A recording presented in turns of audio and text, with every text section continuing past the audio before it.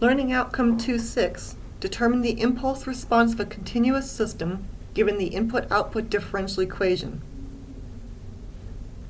At the introduction for Learning Outcomes 2.5 and 2.6, I introduced how if our input is the impulse function, the output is the impulse response. Now we're talking about continuous time systems.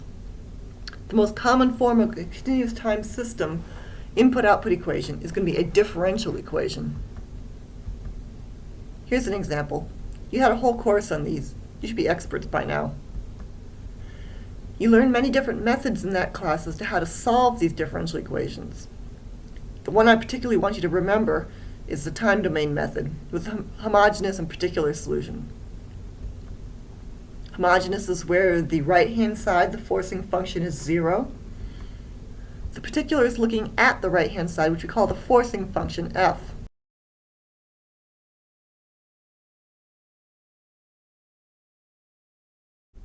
Remember how to solve for the homogeneous solution. Everything in the left-hand side with a differential equation, all the derivatives, get transformed into a polynomial characteristic equation. Solve that for your r's, and then you have constants in front of those exponentials, which are all constant e to the root t. For the particular solution, we're looking at that right-hand side forcing function again, and the form of our particular function is based on the form of the forcing function. You might have seen a table like this in your differential equation book. I have a really good engineering book which had that table explicitly listed. I like that a lot. If our forcing function is a constant, for instance a 3 or a minus 20, any constant, doesn't matter what its value is, our particular form will just be a constant. If the input is linear, such as 3t plus 2, any linear equation, doesn't have to be just this one, this is just an example, then our particular solution will also be linear, k1t plus k2. If our forcing function is a cosine function, then we're going to have a particular solution which is going to be a linear combination of a sine and a cosine, each with the same angular frequency as our forcing function. Same thing if it was a sine instead of a cosine. And if we have an exponential for our forcing function, then we're going to have k1 e to the at. Unless, of course, that a is one of the roots of our homogeneous solution, in which case it'll be k1t e to the at. This should sound familiar, it might be rusty. Review it. It gets used multiple times. Let's look at an example problem. Second order, constant coefficient, linear differential equation. Remember, we're trying to find h of t, which means we're going to substitute delta of t everywhere as we see x, and then h of t everywhere as we see y. Now we've got h double prime t plus 3h prime of t plus 2h of t is 2 delta of t. Find our homogeneous solution, characteristic equation, find the roots, turn into exponentials, a and b, constants, unknown, we'll find them a little bit later. Particular solution, our forcing function for this problem after we've substituted x of t as delta of t is 2 delta of t. But the impulse function was not in that table of particular solution forms. There are ways of working it out. It requires rather complicated mathematics. We'll leave that for the mathematicians. We're engineers, got a better solution for this. Back up, recall where we were.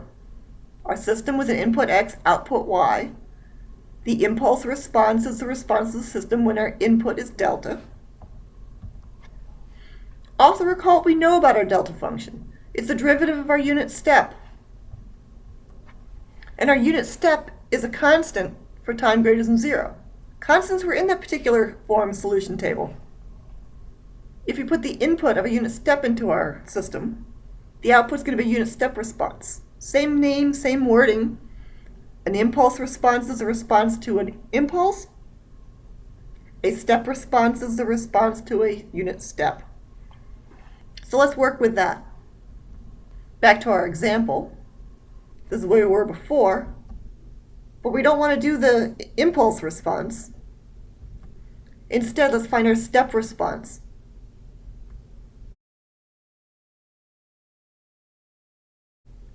Homogeneous solution didn't change any. Particular solution now has a forcing function of 2, which from our table says our particular form is going to be a constant. Now we need to find out what the value of that constant is. We're going to take the derivative of our particular form, double derivative of our particular form, plug them into our equation, solve for K1. Our total solution, our step response, is our homogeneous solution plus our particular solution.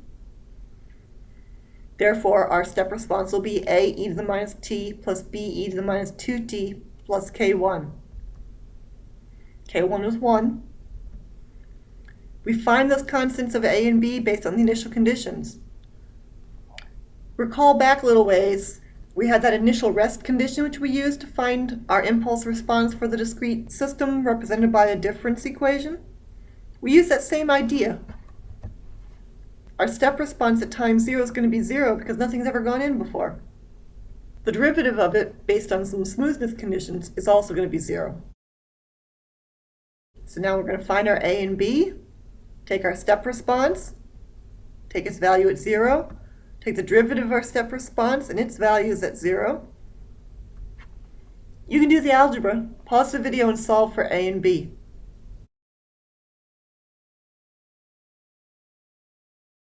Did you get a is -2, b is 1? Check your algebra.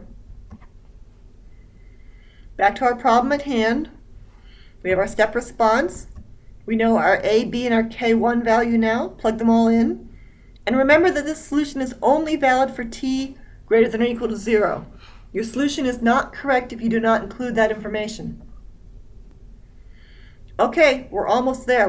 We've finished solving for our step response. But was our step response what we were looking for? No. What we were looking for is our impulse response. Remember what we had. If the input is an impulse, the output's an impulse response. If the input is a unit step, our output is a unit step response. Also recall, remember that our impulse function is the derivative of our step function. This means through linearity that our impulse response is going to be the derivative of our step response. Derivative is a linear operation. So is integration. Therefore, if our step response is -2 e to the minus t plus 1 e to the minus 2t plus 1, all quantity multiplied by u of t, that's our t greater than or equal to 0 issue, and we need to have it in there. Solution is not correct if you omit it. The impulse response is the derivative of our step response because we have two terms that are being multiplied by each other. We have to use the product rule. First times the derivative of the second plus the derivative of the first times the second. Now we can apply the no-name theorem on that first term.